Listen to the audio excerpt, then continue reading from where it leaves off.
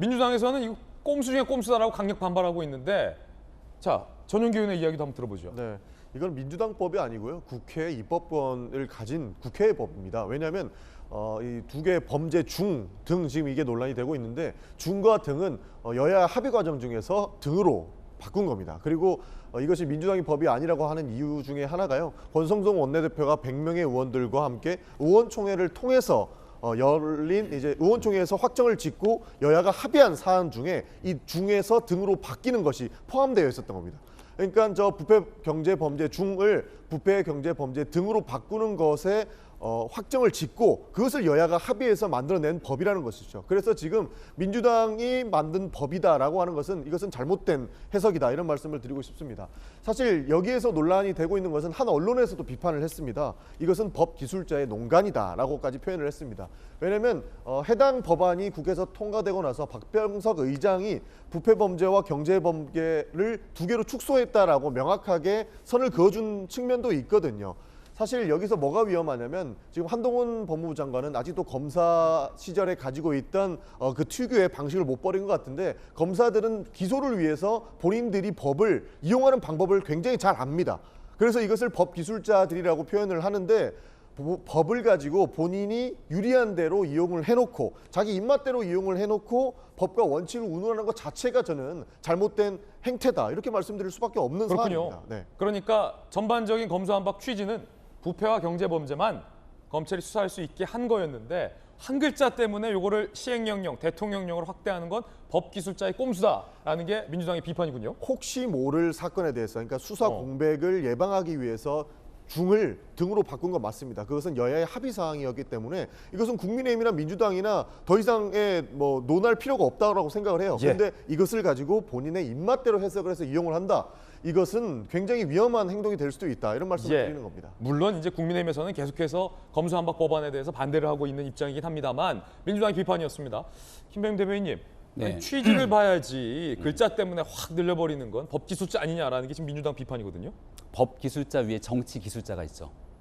민영배 의원을 기억하십니까? 민영배 의원의 꼼수 탈당이 아니었으면 이 법은 대한민국의 법으로서 존재하지 않습니다. 그렇죠. 네.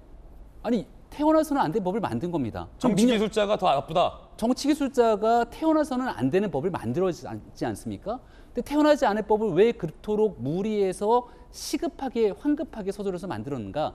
이유는 간단하죠. 대통령이 할 수 있는 거부권의 마지막 허들이 있는데 문재인 대통령 임기 내 하지만 이미 국민들을 선거를 통해 윤석열 대통령을 뽑아놨습니다. 문재인 대통령이 남은 2달 동안의 임기는 정권에 대한 마무리를 짓게 되고 국민의 민생을 살펴야 되는데 그때 국민적 동의를 허하지 않은 꼼수 탈당에 대한 불법 위법으로 점철되어 있는 법안을 강행 처리 통과시켰는데 이 내용이 윤석열 대통령 취임하고 나면 거부권의 벽에 막힐까 봐 서둘러서 황급하게 문재인 정부 내에 시작했던 게 바로 검수완박 법안 아닙니까? 정치기술자.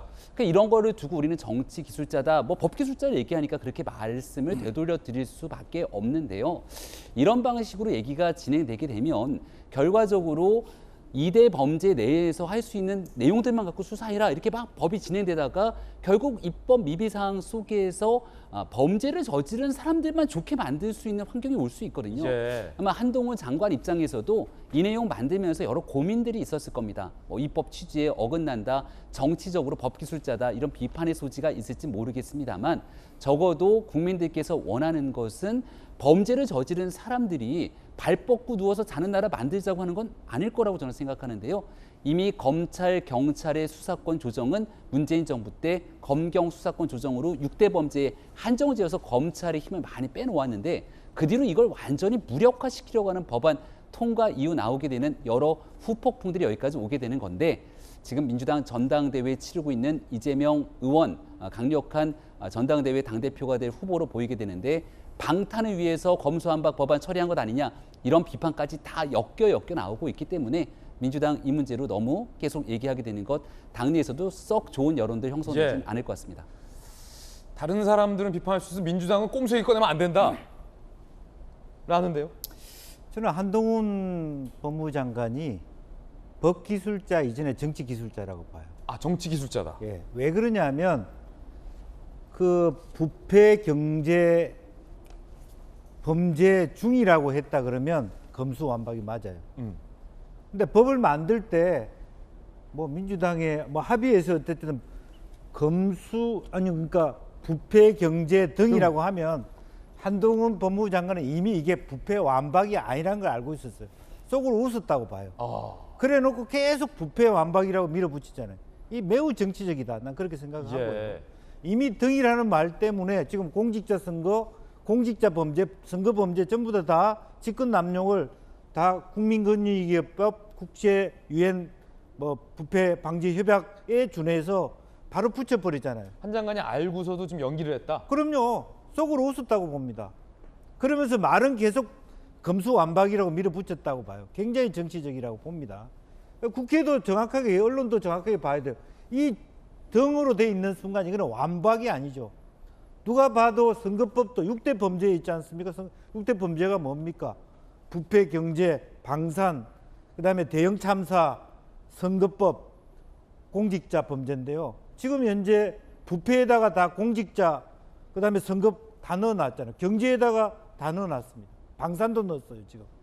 그러면 6대 범죄가 아니라 지금 6대에서 2대로 넘어간 게 아니라 방산, 선거, 공직자, 부패, 경제 5대가 넘어간 거예요. 한동훈 장관이 저걸 몰랐겠어요? 그러니까 국회의원들이 당하는 거예요.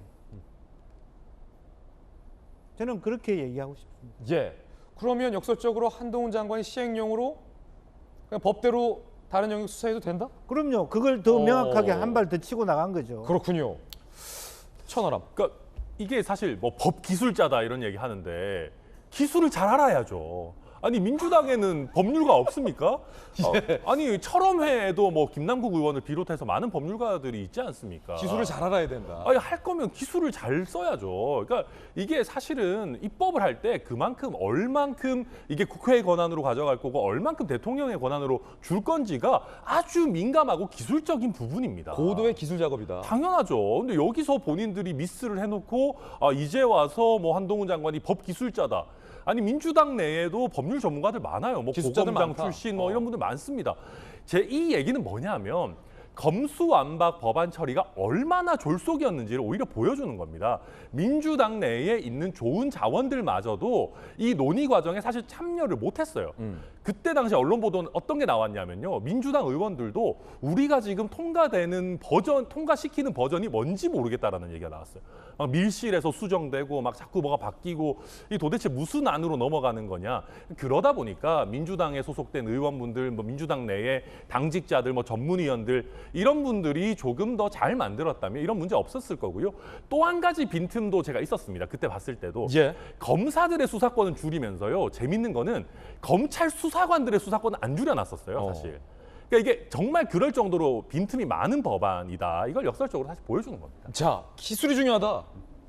손윤기. 그러니까 빈틈이 많다고 하는 거는 국민의힘 100명의 의원들도 동의를 했던 법안이기 때문에 국민의힘도 무능하다는 건 사실 증명하는 꼴밖에 안 되는 겁니다. 왜냐하면 권성동 원내대표가 이름까지 써서 사인을 했어요. 권성동 원내대표 사인하지 않았냐? 그리고 권성동 원내대표가 20대 국회에서 법을 낸 게 그게 정말 수사권 기소권 분리와 관련해서는 정말 완벽한 법이 있다고 하더라고요. 그 내용이 지금 이 수사 기소권 분리 법안에 들어가 있는 겁니다. 그렇기 때문에 이거를 민주당 법안이고 이건 민주당 기술이 부족했다라고 하는 거는 본인들을 지금 사실 본인들이 또 실수했다는 걸 인정하는 거예요. 사실 이 법은 합의 과정 중에서 수사의 공백을 막기 위해서 이런 식으로 합의를 해서 통과를 시켰다 이런 말씀을 드리고 싶습니다. 사실 저는 여기서 더 문제가 되는 건 무엇이라고 생각을 하냐면 한동훈 장관은 본인이 입맛대로 해석하고 있다는 것을 알고 있습니다.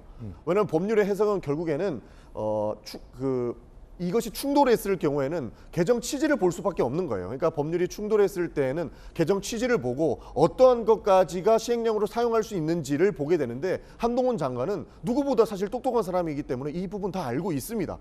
그럼에도 불구하고 본인들에게 이익이 되는 형태로 지금 시행령을 개정했다라는 것이에요. 왜냐하면 제가 그 법률 개정에서 명확하게 설명을 좀 드리고자 하면은 검사가 수사를 개시할 수 있는 범죄의 범위에서 공직자 범죄, 선거 범죄, 방위사업 범죄, 대형 참사 등 4개 범죄를 제외하되 선거 범죄에 대해서는 2022년 12월 31일까지 수사를 유지하도록 하고 그러니까 명확하게 개정 취지에도 이 내용이 들어가 있다는 거예요. 그래서 이것은 하면 안 된다라고 개정 취지의 법률에 정확하게 명시가 돼 있는데 한동훈 장관은 이걸 모르지 않을 거란 말이에요. 정확하게 이 법안이 충돌했을 경우에 이 개정 취지를 통해서 우리가 해석을 받을 수 있다는 것을 알고 있는데도 불구하고 본인들이 수사를 하고자 그러니까 검사가 그 기소를 위해서 법률을 해석하는 것처럼 지금 법무부 장관이 해당 안을 이렇게 보고 있다는 겁니다. 그러니까 알고도 본인들이 유리하게 해석을 하면서 법과 원칙을 운운하는 것은 굉장히 잘못된 행동이다. 이것을 법무부 장관이 다시 한번 되돌아볼 필요가 있다라고 생각을 하는 겁니다. 오늘 굉장히 치열합니다. 여야 사이에 막 서로 주고받아요. 건성논에 협의해주지 않았냐? 민영배 탈당하지 않았냐? 법기술자 아니냐? 정치기술자 아니냐? 기술이 중요하다. 다양한 이야기들이 지금 오고 가고 있습니다. 정신이 하나도 없습니다. 한 장관은 애초부터 검수완박 법안에 대해서 비판을 해왔습니다. 한 장관 이야기 들어보시죠. 재밌다. 검수완박 입법이 시행되면 힘센 범죄자들은 사실상 제도적으로 죄짓고도 처벌받지 않게 됩니다. 결국 이 법안이 통과되면 피해를 보는 것은 오직 힘없는 국민들뿐입니다. 이제는 지난 5년간 무슨 일이 있었길래 이렇게 명분 없는 야반 도주까지 벌여야 되는지 국민들께서 많이 궁금해하실 거라고 생각합니다. 이 법안은 부패한 정치인과 공직자의 처벌을 어렵게 하고 그 과정에서 국민이 보게 될 피해가 너무나 명확합니다. 잘못된 법이 잘못된 절차를 통해서 입법된 것에 대해서 대단히 유감스럽게 생각합니다. 할 일을 제대로 하는 검찰을 두려워할 사람은 오직 범죄자뿐입니다.